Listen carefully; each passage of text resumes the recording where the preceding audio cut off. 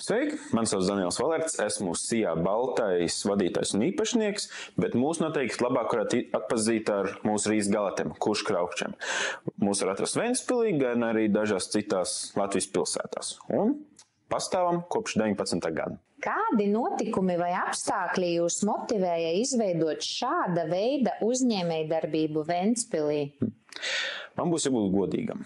Pašu uzņēmumu nedibinājis. Uzņēmumu 19. gadā dibināja Tālo Freimans, kurš ir šī stāsta galvenais varonis, man vismaz tā liekas. Viņš bija tas, kas dabūja aparāts, izveidoja recepts un bija pats pamatlicējs. Bet 22. gada jūlijā es pārņēmu uzņēmumu un jau kopš tā laika darbojos ar šo. Kādi ir biežāk sastopamie šķēršļi, ar kuriem jums ikdienā nākas saskarties uzņēmējdarbībā? Pašā sākumā, kad pārņēmu uzņēmumu, bija ļoti daudz šķēršļu.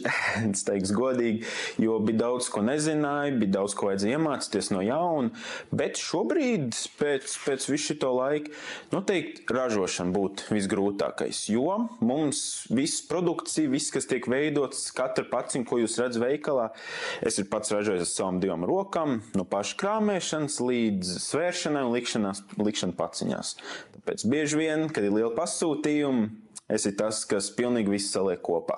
Un cik ilgu laiku aptuveni aizņem viena šāda iepakojuma izveidošana? Parastos rīsus uzreiz nevar likt iekšā aparātos, jo mēs taisam no parastiem veikala rīsiem viņus.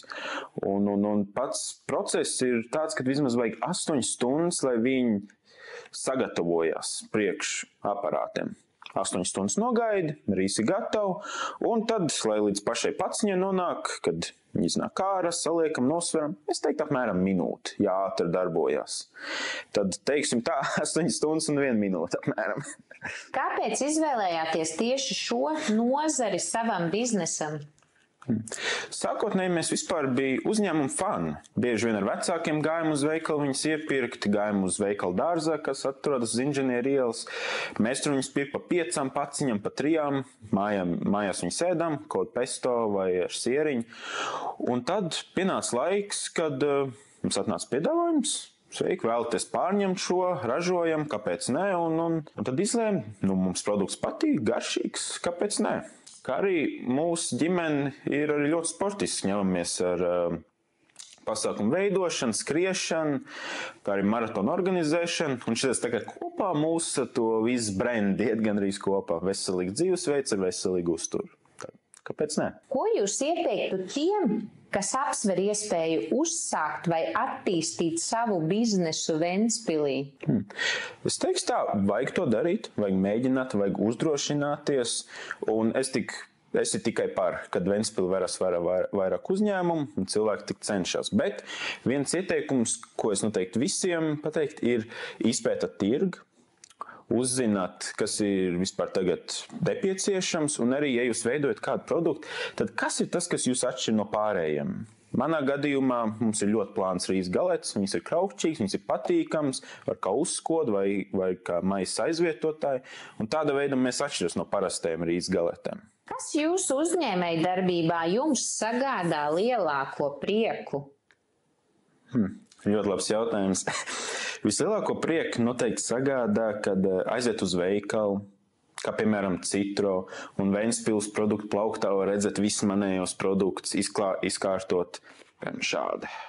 Aiziet un var redzēt, kad smuks stāv. Un uzreiz ir prieks, jo es pats viņus ražoju.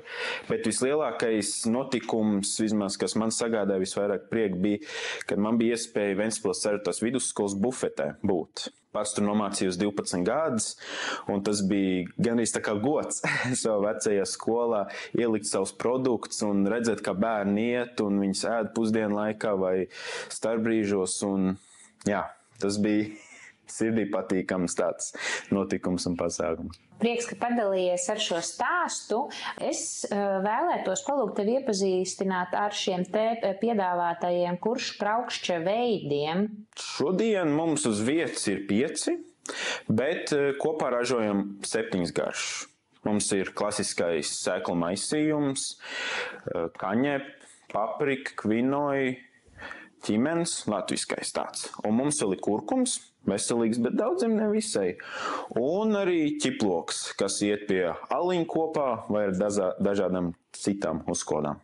Kāds ir jūsu novēlējums Ventspils iedzīvotājiem? Ventspilniekiem es novēlētu veselību, veiksmi, un visvairāk es novēlētu veselību. Un šo veselību mēs varētu vairot, ēdot kurškraukšļus. Ir īpaši no rīta nedaudz sieriņu, varbūt krēmsieriņu, kā 2 litru virsū.